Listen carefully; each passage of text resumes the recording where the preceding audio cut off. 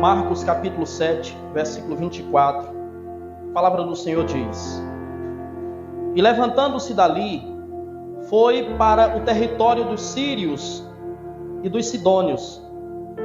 E entrando numa casa, queria que ninguém o soubesse, mas não pôde esconder-se.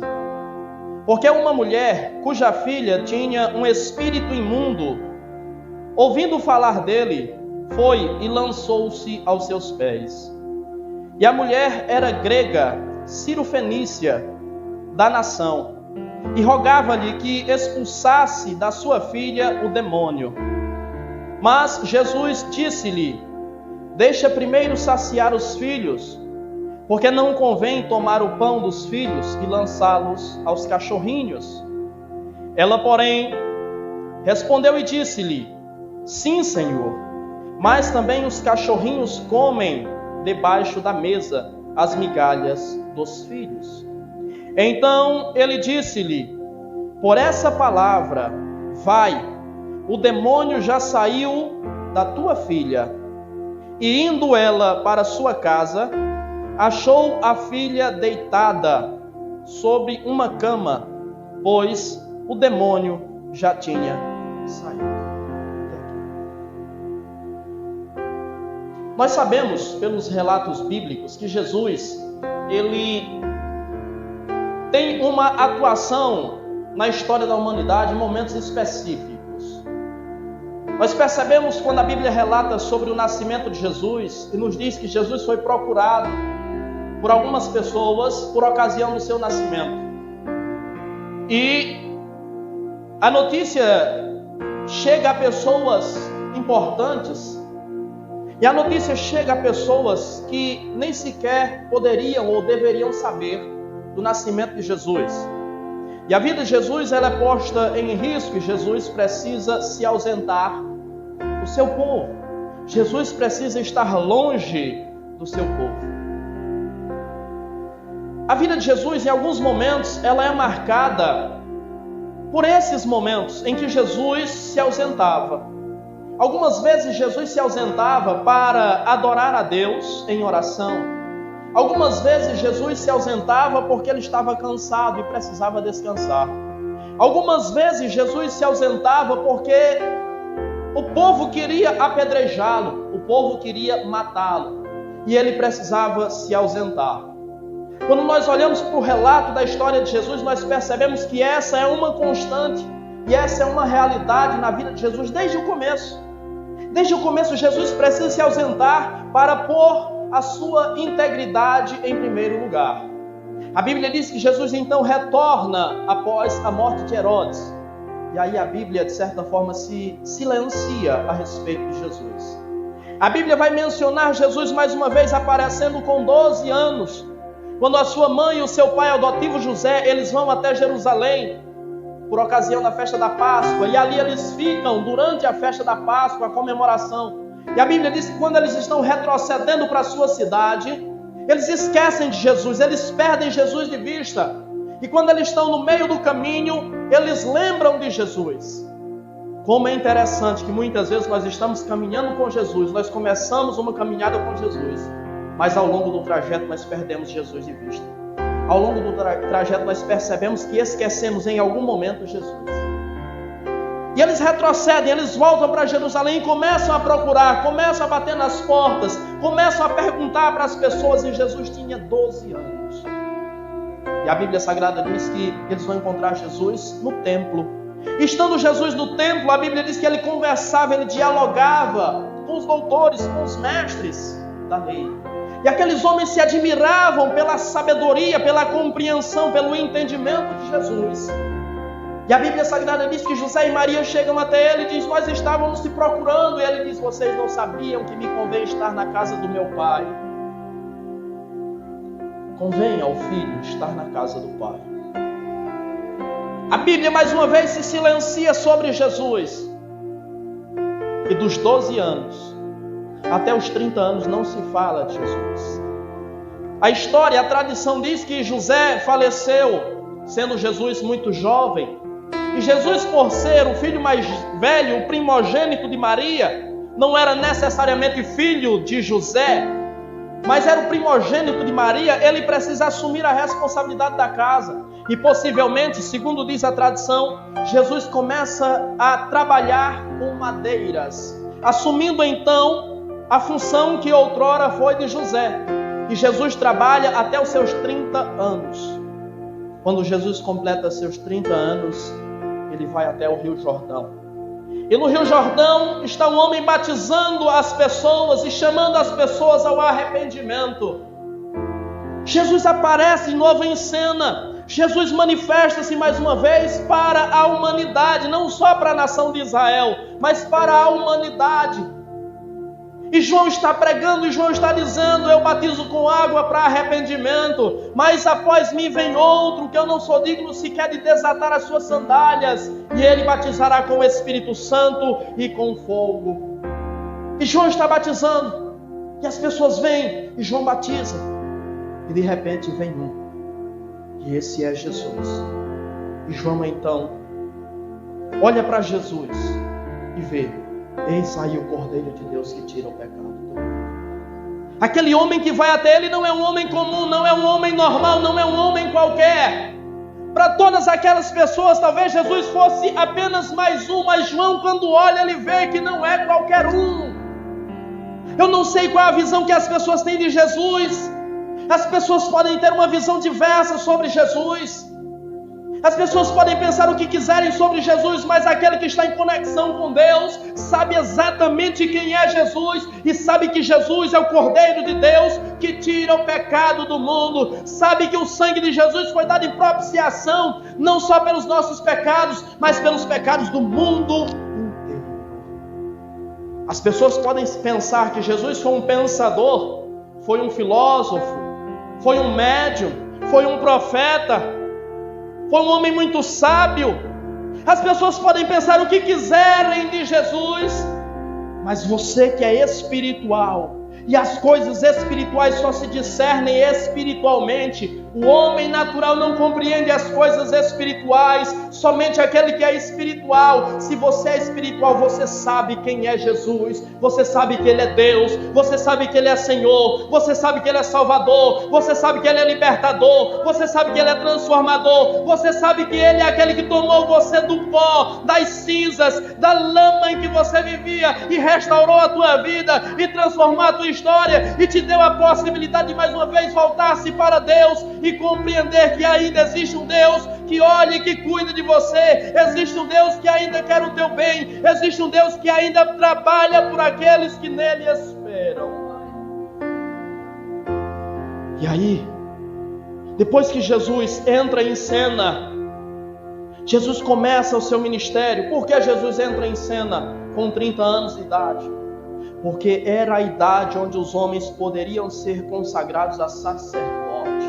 Jesus começa o seu sacerdócio, e nós sabemos, segundo diz o historiador Eusébio de Cesareia, que o ministério de Jesus durou 3 anos e meio, e nós sabemos que o ministério de Jesus ele foi intenso, ele foi árduo, e para Jesus ele foi muito cansativo. Em alguns momentos Jesus precisou se ausentar, e o texto que lemos diz que Jesus se ausentou, Jesus saiu. Jesus foi para a região de Tiro e de Sidom.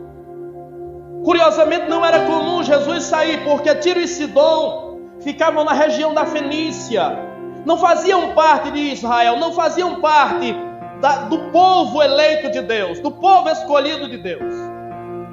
E durante o ministério de Jesus, por 2 vezes apenas Jesus, ele visitou cidades que não eram ou não faziam parte do território de Israel. Uma vez foi nessa ocasião, quando Jesus vai para Tiro e Sidom, para a região de Tiro e Sidom. Eu não sei exatamente em qual lugar ele ficou, porque entre Tiro e Sidom existia uma distância de 15 quilômetros. Não eram exatamente 2 cidades coladas.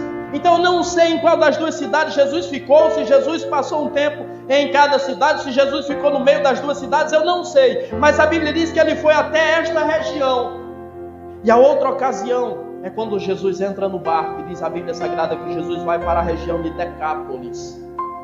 Decápolis é uma região de 10 cidades, Entre essas 10 cidades estava Gadara, onde Jesus expulsa aquela legião daquele jovem. Apenas essas 2 vezes Jesus ele sai do território de Israel. E apenas no momento em que ele cura aquele homem em Gadara, ele manifesta-se claramente como ele é e quem ele é. Mas Jesus não pregou em nenhuma dessas cidades. Jesus não ministrou nenhum sermão em nenhuma dessas cidades. O intuito de Jesus não é ir pregar o evangelho. Jesus ele vai para a região de Tiro e Sidom porque Jesus está cansado. Jesus quer descansar. E a Bíblia Sagrada diz que Jesus chega naquela região e vai até uma casa. Eu não sei qual era esta casa. Eu não sei de quem era essa casa. Eu não sei a quem pertencia essa casa. Eu não sei se havia ali um discípulo de Jesus. Eu não sei se Jesus alugou aquela casa. Eu não sei como Jesus foi para aquela casa. Mas Jesus foi para uma casa em silêncio, em oculto. Muitas vezes Jesus fica em silêncio. Jesus fica em oculto e nós precisamos compreender isso. E a Bíblia Sagrada diz que Jesus não queria ser descoberto. Jesus queria simplesmente ficar lá, quieto, só. Mas a Bíblia Sagrada diz que uma mulher ficou sabendo que Jesus estava lá. Jesus pode até querer ficar oculto, mas onde Jesus está, a sua presença é visível. Onde Jesus está, a sua presença é sentida. Onde Jesus está, os sedentos, os carentes, os necessitados, os famintos descobrem que Ele está lá e vão até lá. Onde Jesus está, Ele atrai aqueles que realmente são sinceros de coração. Onde Jesus está, é perceptível. Eu não sei se você tem a noção exata de que Jesus está aqui, mas se você tem a noção de que Jesus está aqui, você já sentiu algo diferente, você já sentiu algo especial, você já percebeu que a sua presença é real em nosso meio. Aquela mulher ficou sabendo, eu não sei de que forma, eu não sei como, mas aquela mulher ficou sabendo que Jesus está naquela casa. E aquela mulher foi até Jesus. E essa mulher tem algumas dificuldades para chegar até Jesus. Algumas dificuldades que o texto não mostra exatamente, mas existem algumas dificuldades para que ela possa chegar até Jesus. A primeira dificuldade é que o endereço onde Jesus estava oculto.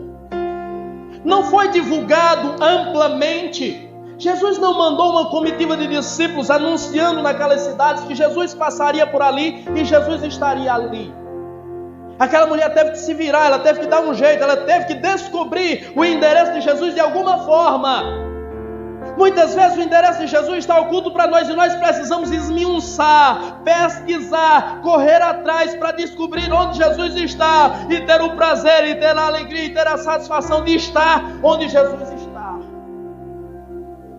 O segundo problema, a segunda dificuldade que aquela mulher tinha é que ela era exatamente uma mulher. E uma mulher, na época de Jesus e a época anterior a Jesus, em alguns momentos da história após Jesus, a mulher não tinha muito valor. Para que você tenha uma noção, uma ideia do valor que a mulher tinha na época de Jesus, sabe qual era uma das principais discussões entre os religiosos? Se a mulher tinha alma ou não. Para você ver quão desprezada era a mulher. Muitos religiosos acreditavam que a mulher nem alma tinha. Era simplesmente um ser híbrido. Eles comparavam a mulher exatamente a um animal. A mulher não tinha voz ativa para nada. A mulher, o seu testemunho não valia nada. A mulher não era levada a sério por ninguém. A mulher não tinha valor nenhum. E essa mulher, ela quer chegar até Jesus, mas existem muitas dificuldades. Ou você acha que muitas pessoas não tentaram impedir dela chegar até Jesus? Várias pessoas se colocaram entre ela e Jesus. Várias pessoas tentaram impedir dela chegar à casa onde Jesus estava. Mas eu preciso dizer algo especial para você nessa noite. Quem quer chegar até Jesus, chega. Quem quer chegar até Jesus, dá um jeito. Quem quer chegar até Jesus, rompe as barreiras, rompe as dificuldades. Não há limitações para quem quer chegar até Jesus. Muitas foram as tribulações, as dificuldades dessa mulher, mas ela não se deixou dominar por nenhuma. Ela simplesmente foi. Aquela mulher, possivelmente, ela era acusada pelas pessoas de ser uma mãe relaxada, relapsa. Porque se a sua filha é endemoninhada, em algum momento faltou algo da parte daquela mãe. Talvez faltou a educação daquela mãe. Talvez faltou os conselhos para que ela não se envolvesse com pessoas erradas e com experiências espirituais erradas. Talvez faltou para aquela mulher dar à sua filha uma noção religiosa, uma educação religiosa. Faltou alguma coisa na mentalidade daquelas pessoas para que a sua filha viesse a ser possessa por um demônio.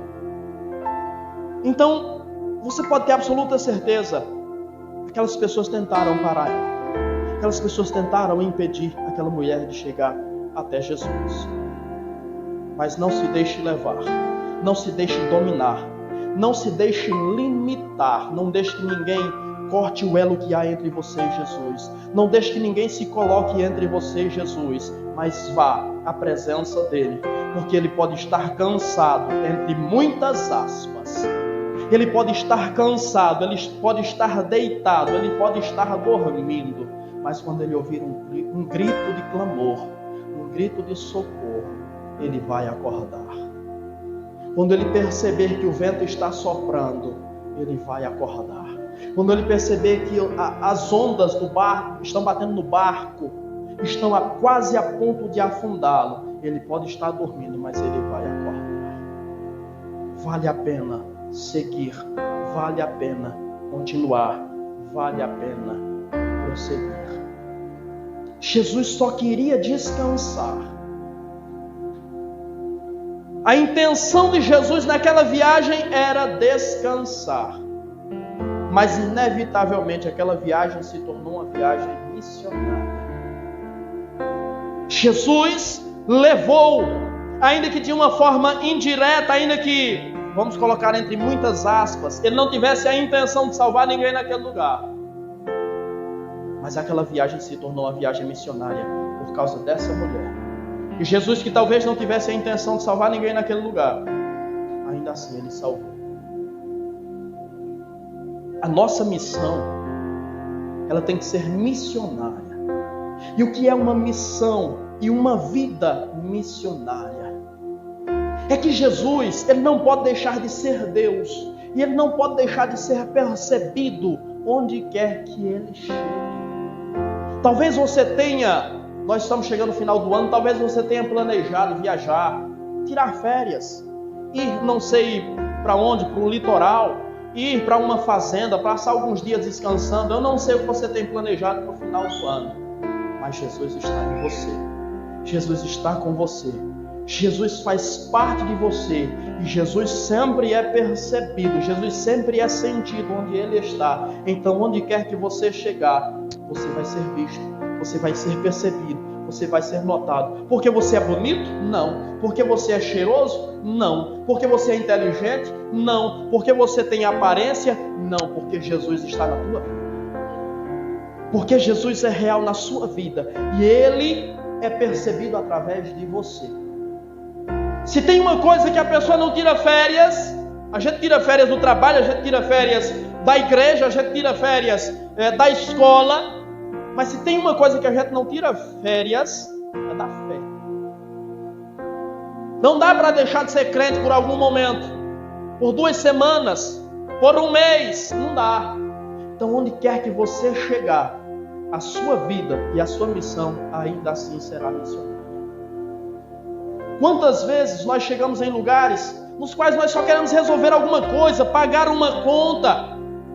A nossa única intenção é essa, chegar, resolver o que temos que resolver e ir embora. Mas de repente tem alguém na fila onde nós estamos. E uma conversa surge. E um diálogo começa a se desenvolver. E quer queira ou não, você se pega falando de Jesus para essa pessoa. Porque você, assim como eu, somos missionários. Todos somos missionários em potencial. Nós aprendemos ontem sobre reconciliação. E nós aprendemos que Deus colocou sobre nós o ministério da reconciliação. Assim como Deus estava através de Cristo reconciliando consigo o mundo, assim Deus, através da nossa vida, continua reconciliando o mundo consigo mesmo. A viagem que era para ser um momento de descanso e folga se tornou uma viagem missionária. Seja sempre um missionário em potencial e nunca feche a sua boca para negar-se falar da palavra de Deus. Aquela mulher ouviu falar, ficou sabendo que Jesus estava naquele lugar, naquela cidade. Eu não sei se ela era de Tiro, se ela era de Sidom, eu não sei se ela era da região. Certo é, a Bíblia diz que ela era grega e cirofenícia. Ou seja, ela tinha a cultura grega sobre si. Talvez ela fosse uma grega de nascimento, mas morava na região da Cirofenícia. E é interessante que no Antigo Testamento, a mulher que mais se destacou, a mulher mais notável daquela região, foi uma mulher chamada Jezabel. Jezabel era filha de um homem chamado Etbaal. Etbaal era o rei dos Sidônios, Tiro e Sidom. Então a mulher mais notável no Antigo Testamento era uma rainha má. Era uma mulher que era uma bruxa, literalmente era uma bruxa. Era uma adoradora de Baal e de Astarote. Era uma idólatra. Foi aquela que matou vários, inúmeros profetas de Deus. Foi aquela que profanou a adoração a Deus e instituiu a adoração a Baal. O Antigo Testamento, aquela região é conhecida mais por causa dessa mulher. Mas no Novo Testamento, a mulher mais notável daquela região é essa mulher que vai até Jesus, porque a sua filha está endemoniada, e chega diante de Jesus e se prostra e adora o Senhor. Sabe o que é que eu percebo aqui? É que Jesus rompe as barreiras transculturais. E mais, Jesus não só rompe as barreiras transculturais, mas Jesus é, como foi dito nesta noite, um Deus de paz, um Deus de reconciliação. Quando você lê o livro dos Juízes, especialmente no capítulo 1, você vai perceber que os sidônios, eles foram inimigos de Israel, e eles oprimiram Israel. Talvez aqui Jesus visse a possibilidade de se vingar. Talvez muitos de nós víssemos aqui, nesse relato, a possibilidade de uma vingança. Há muitos anos atrás, vocês nos oprimiram, vocês nos maltrataram, vocês nos humilharam, vocês nos escravizaram, pois agora você vem a mim porque a tua filha está presa, a tua filha está escravizada, pois eu não vou curar, eu não vou libertar, eu não vou fazer um milagre. Jesus poderia ter feito isso. Mas Jesus é um Deus de paz, de reconciliação. E Ele ensina a nós que nós precisamos ser homens e mulheres de paz e de reconciliação.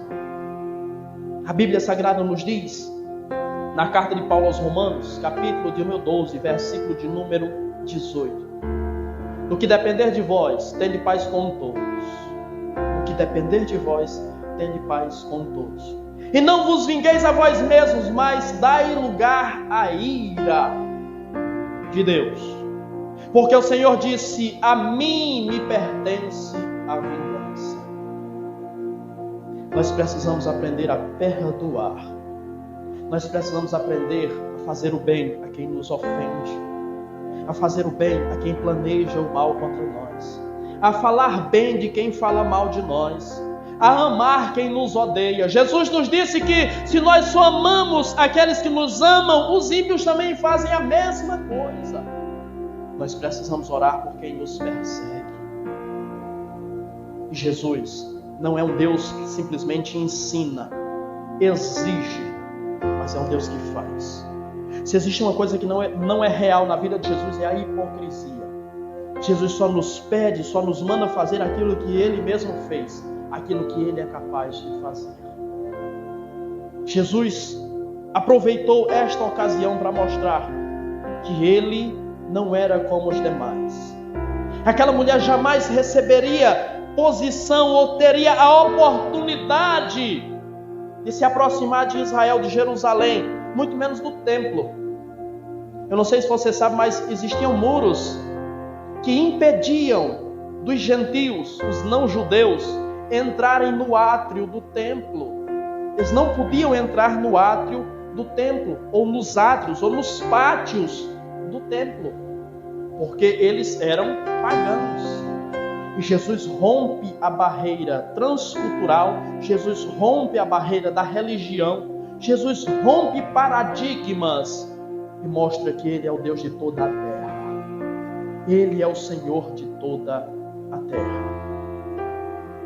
Perceba que essa mulher tinha tudo para desanimar, tinha tudo para desistir, tinha tudo para não continuar, ou tinha tudo até mesmo para nem sequer idealizar, imaginar a hipótese de ir até Jesus. Mas ela idealizou, ela colocou a sua ideia em prática, e quando vieram as perseguições, quando vieram as dificuldades, quando vieram as barreiras, aquela mulher não se intimidou, ela prosseguiu, ela perseverou. E eu preciso dizer para você que o segredo da vitória é a determinação. Aquela mulher foi determinada naquilo que ela queria.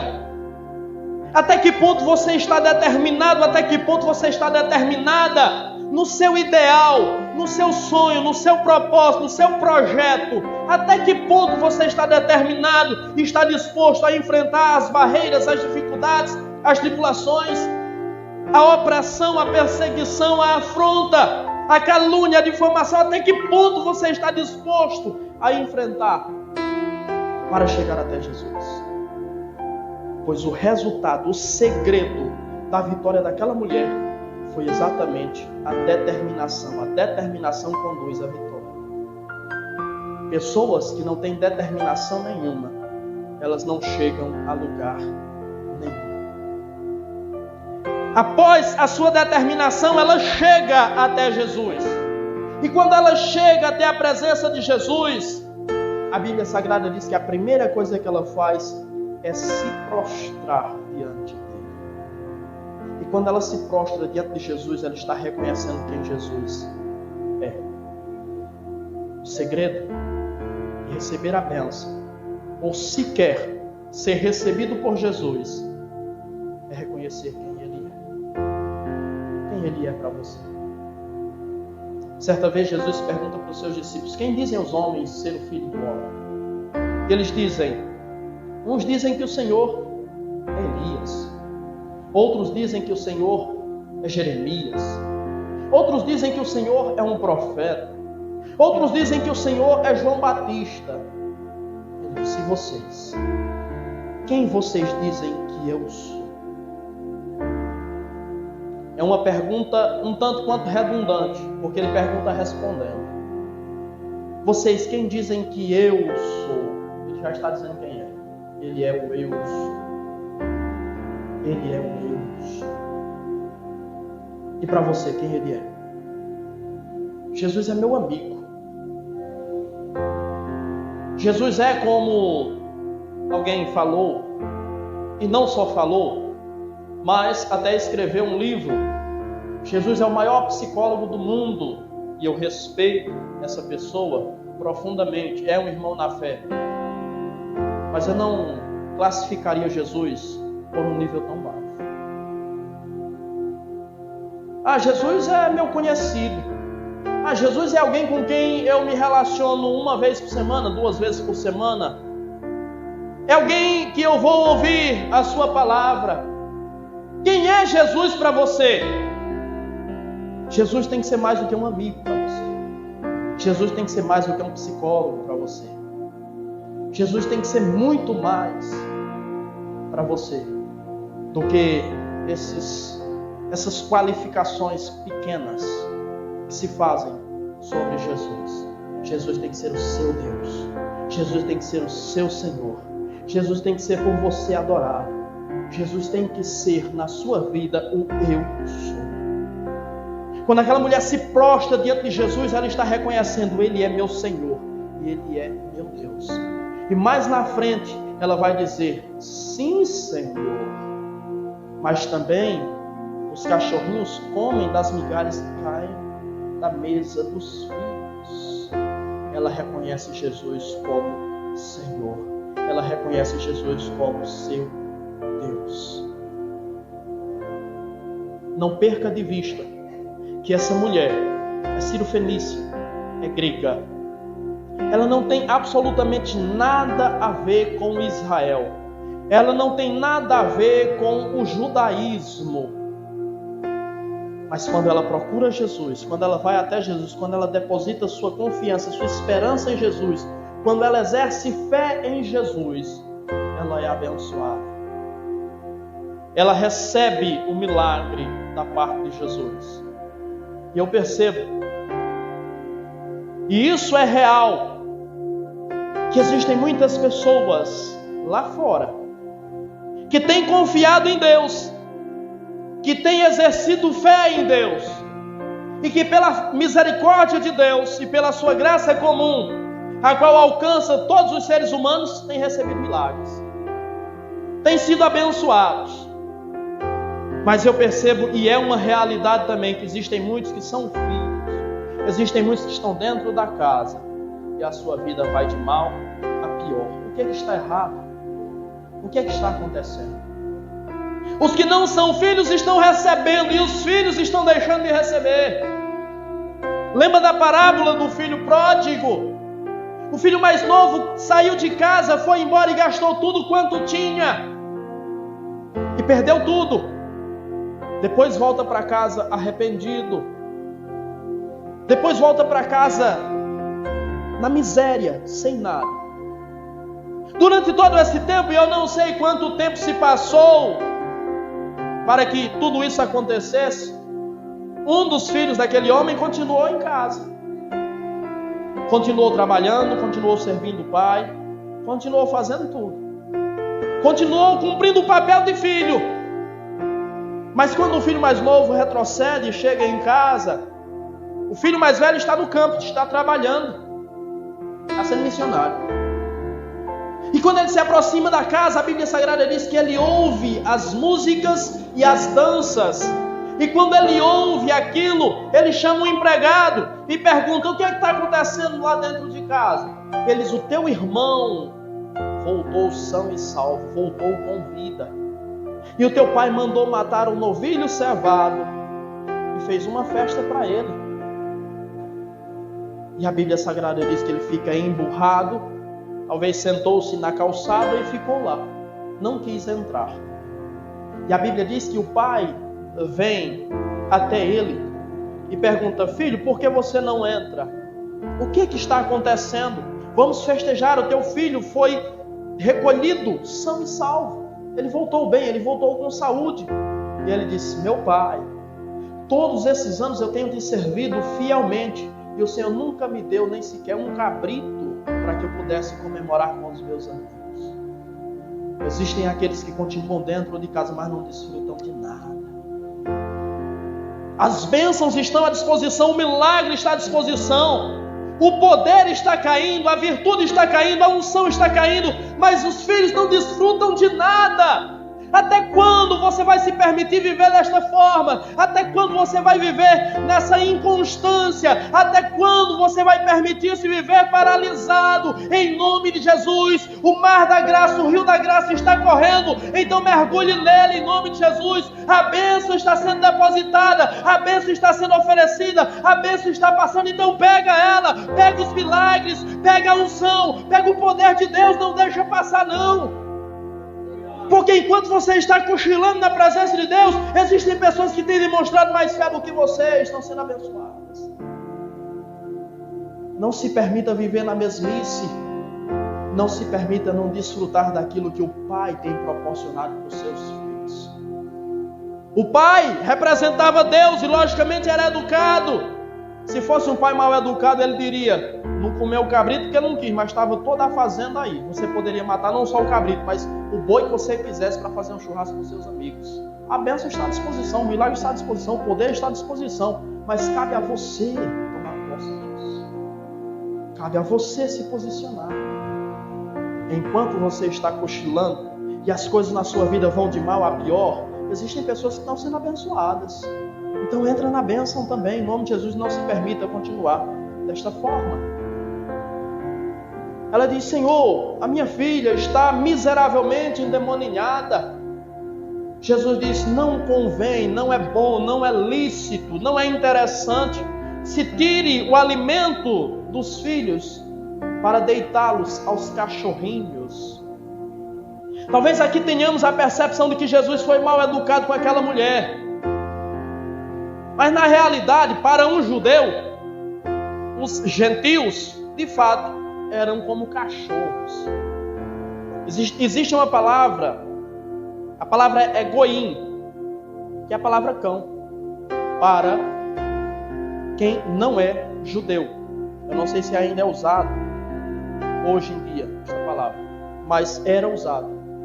Jesus diz: não é lícito, não é bom, não é interessante que tiremos o pão dos filhos para deitá-los aos cachorrinhos. E ela diz: Senhor, sim, Senhor, mas até os cachorrinhos comem das migalhas que caem na mesa dos filhos. O que é que essa mulher nos ensina? Essa mulher nos ensina um pouquinho, apenas um pouquinho de poder de Jesus na nossa vida é suficiente. Apenas tocar na orla do seu manto é suficiente. Apenas receber a palavra e dizer: manda uma palavra e o meu servo ficará curado, é suficiente. Um pouquinho de Jesus é suficiente. As migalhas de Jesus nos satisfazem, as migalhas de Jesus me satisfazem. Então, se durante toda essa manifestação da palavra de Deus, essa explanação da palavra de Deus, se um pouquinho entrou na tua mente, se um pouquinho entrou no teu coração, é suficiente.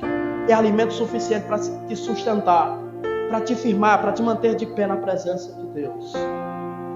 Curiosamente, quando nós percebemos o relato e o que Jesus disse, nós entendemos que Jesus está dizendo para essa mulher que a única coisa que ele poderia oferecer para ela era o resto, eram as migalhas. Curiosamente, a Bíblia nos diz que as comidas, ou a comida que não servia, a comida que era de segunda qualidade, ela era dada aos cachorros. Está em Êxodo, capítulo número 29, se não falha a memória. Era dada aos cachorros. Mas entender que uma comida é boa ou não é muito relativo. Porque uma comida só pode ser desagradável a quem não tem interesse nela. Uma comida pode não ser gostosa para quem não tem interesse nela. Essa mulher, ela tinha desejo, ela tinha sede, ela tinha fome, ela tinha vontade, ela tinha necessidades. E ela se coloca assim como um cachorrinho, que reconhece a sua necessidade e sabe do que precisa. Enquanto isso, os filhos rejeitaram a palavra. Enquanto isso, os filhos rejeitaram o maná. Enquanto isso, os filhos rejeitaram o alimento. Então, para os filhos, a comida poderia ser dada aos cachorrinhos. Porque para eles, a comida não servia, a palavra de Deus não servia. O ensinamento, a doutrina de Jesus não servia, mas para aquela mulher era tudo que ela precisava, era tudo que ela necessitava, era tudo que iria saciar a sua vida. A Bíblia Sagrada diz, em Provérbios capítulo 27, versículo 7, que para quem está farto, até o favo de mel se torna desagradável e se pisa o favo de mel. Mas para quem está faminto, até o amargo é gostoso. Existem pessoas que ouvem a palavra de Deus e para elas não faz sentido algum, não tem efeito nenhum, porque estão fartas. Mas para quem está faminto, até a mínima palavra. Tem pessoas que ficam tão atentas à palavra de Deus, buscando um sentido, buscando uma frase na qual Deus venha falar com ela, na qual Deus venha falar com ele. E se Deus falar para ele e para ela, é suficiente, porque está faminto, está carente, está sedento. Nessa noite, Deus colocou uma mesa diante de você. E nessa noite, Deus faz você entender que você não é o cachorrinho. Você não está debaixo da mesa, mas você é filho. E você está sentado para se servir à mesa. Deus nunca vai tirar o que é dos filhos para dar para os cachorrinhos.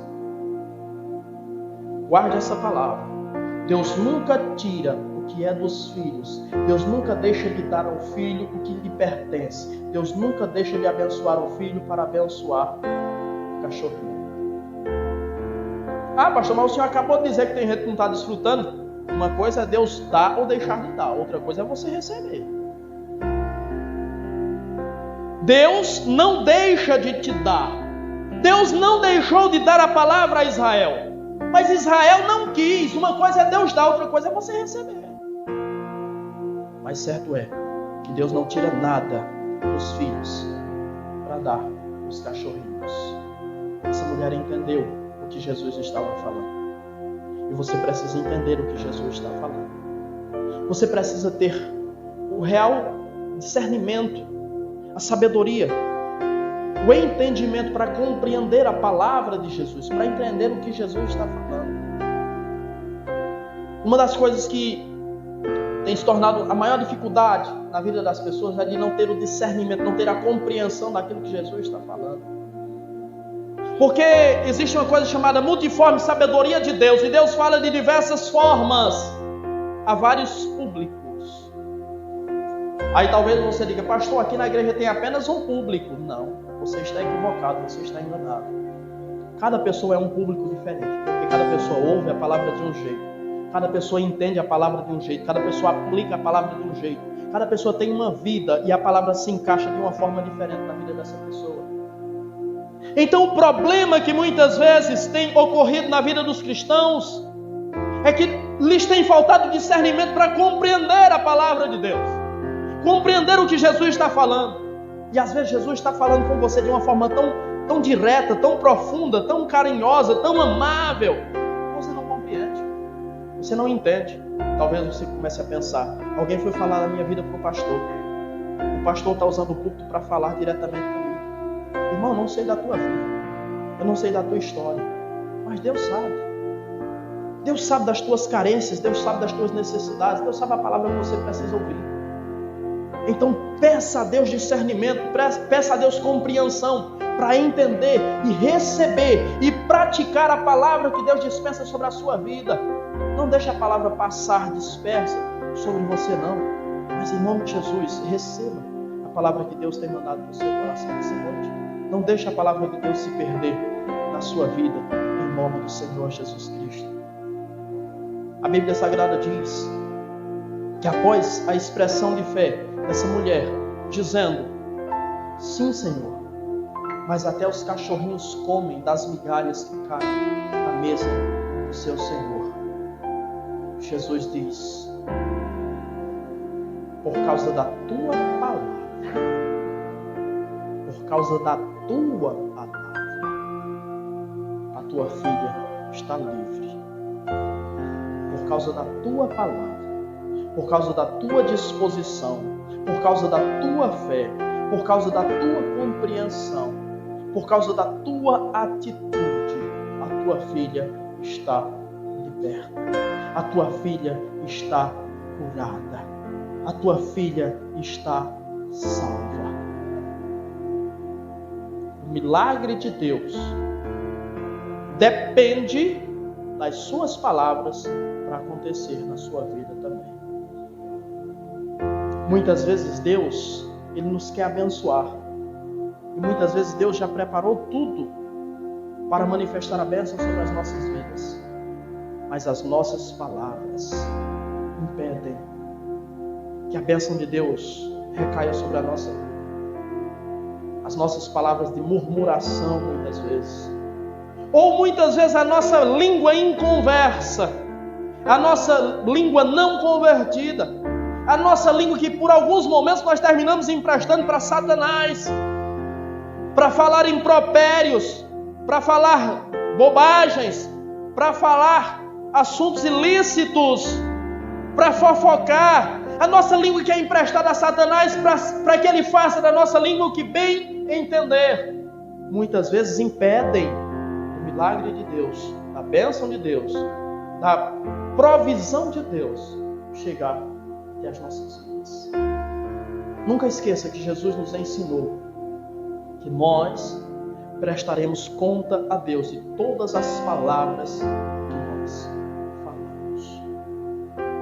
Muitos crentes vão sentir vergonha quando estiverem diante de Jesus, quando foi exposto aquilo que falaram.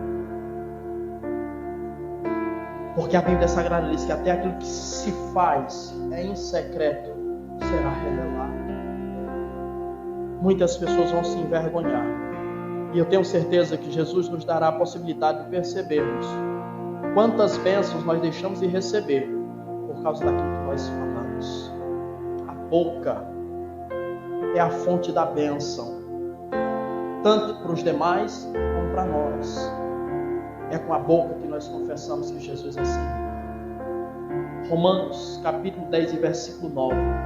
Porque se tu com a tua boca confessares que Jesus é o Senhor, e em teu coração creres que Deus o ressuscitou dos mortos, serás salvo. Se com a boca confessar que Jesus é Senhor, então na sua boca, que a sua boca possa confessar constantemente que Jesus é Senhor. Pastor, eu tenho que dizer o dia inteiro, onde quer que eu chegar, Jesus é Senhor, Jesus é Senhor, Jesus é Senhor. Não. Mas Jesus será Senhor na sua vida quando a sua língua honrar o seu nome. Quando o seu vocabulário honrar o seu nome, aí Ele será Senhor. Não é necessário que você fique repetindo que Ele é Senhor, mas que todas as vezes que você manifestar a sua língua, o seu vocabulário, demonstre que na sua vida Ele é Senhor. Demonstre que na sua vida Ele é quem comanda, Ele é quem reina, Ele é quem orienta, Ele é quem traz a você o posicionamento correto e as palavras corretas para serem faladas. Que Ele seja o Senhor da sua vida, que Ele seja o Senhor da sua história, que Ele seja o Senhor do seu vocabulário, porque Ele vai começar a abençoar, porque Ele vai começar a mostrar que muitas vezes a bênção ela é impedida de chegar até nós por causa daquilo que nós falamos, por causa da tua palavra, mulher, por causa da tua manifestação e expressão de fé. A tua filha está liberta, a tua filha está curada. E a Bíblia Sagrada diz que ela volta, ela retrocede e quando chega em casa ela constata o milagre acontecer. A sua filha de fato está liberta. Eu não sei qual tipo de manifestação demoníaca aquela criança tinha. Não sei se era uma criança, uma jovem, adolescente, pré-adolescente. Eu não sei. Mas talvez aquela mulher, aquela jovem, ela se lançasse no fogo, eu não sei. Talvez ela se lançasse na água, eu não sei. Talvez ela caísse no chão espumando, eu não sei. Talvez aquela jovem tivesse alguma enfermidade em decorrência da possessão demoníaca, eu não sei. Mas certo é que quando aquela mulher chega diante da sua casa, que adentra a sua casa e olha para a expressão da sua filha, ela tem a certeza que a sua filha é uma nova pessoa. Ela tem a certeza que a sua filha não tem mais a manifestação que ela tinha e não sofre mais os males que aquele demônio ocasionava na sua vida. Tudo isso que essa mulher fez se resume a uma palavra ou a uma frase. Tudo isso é a expressão do verdadeiro amor. Tudo isso se resume à expressão do verdadeiro amor. Por que ela foi até Jesus? Porque ela tinha sua filha, e a Bíblia não diz se ela era casada, se ela tinha outros filhos, a Bíblia não diz. Só diz que ela tinha essa filha que era endemoninhada. Por amor a esta filha, ela rompeu todas as barreiras, dificuldades, impedimentos, lutou, batalhou até chegar até Jesus. Ela não se limitou porque ela amava a sua filha. E ela fez questão de apresentar a Jesus aquela a quem ela amava. E quando ela apresentou a Jesus aquela a quem ela amava, aquela que por ela era amada, foi liberta. Comece a apresentar a Jesus quem você ama. Porque da mesma forma que Jesus libertou a filha dessa mulher, Jesus vai libertar também. Da mesma forma que Jesus transformou não só a vida daquela jovem, mas a vida da sua mãe também, Jesus vai transformar a vida de quem você apresentar. E não só a vida de quem você apresentar, mas a vida da família completa. Em nome de Jesus. Mas você sabe qual é o nosso problema? Nosso problema é porque existem pessoas que muitas vezes estão no álcool, existem pessoas que estão nas drogas, existem pessoas que estão nos vícios, nos jogos, e nós aconselhamos, nós orientamos, nós evangelizamos, e a pessoa naturalmente ela não vem, ela não se rende, ela não se entrega. E a nossa reação é: eu vou abandonar. Quer ir para o inferno? Vá. Quer morrer? Morra. A minha parte eu já fiz. Por que ao invés de você mandar ir para o inferno, você não manda para o céu? Por que ao invés de você entregar na mão de Satanás, por que você não entrega na mão de Deus? Porque Satanás vai destruir, vai arrebentar, vai acabar com aquilo que já está em ruínas. Mas se você entregar na mão de Deus, Deus vai restaurar. Deus vai libertar. Deus vai transformar. Então comece a consagrar o nome de pessoas que você ama a Deus. Comece a entregar nas mãos de Deus. E você vai ver, a libertação vai começar a acontecer. E algo diferente você já vai começar a perceber nos primeiros dias. E o milagre será tão grande que você vai ficar perplexo e perplexa. E vai entender que muitas vezes faltou um posicionamento seu para que o milagre acontecesse. Você possa compreender o que Deus está falando com você e que você possa realmente aplicar esta palavra na sua vida. Não se limite, não se detenha, mas prossiga até Jesus, porque o segredo está nele. A resposta está nele, o milagre está nele, a provisão está nele, a recompensa está nele, a libertação está nele, a transformação está nele. Vá até ele e leve consigo os demais, e com certeza tudo será diferente, em nome do Senhor Jesus Cristo.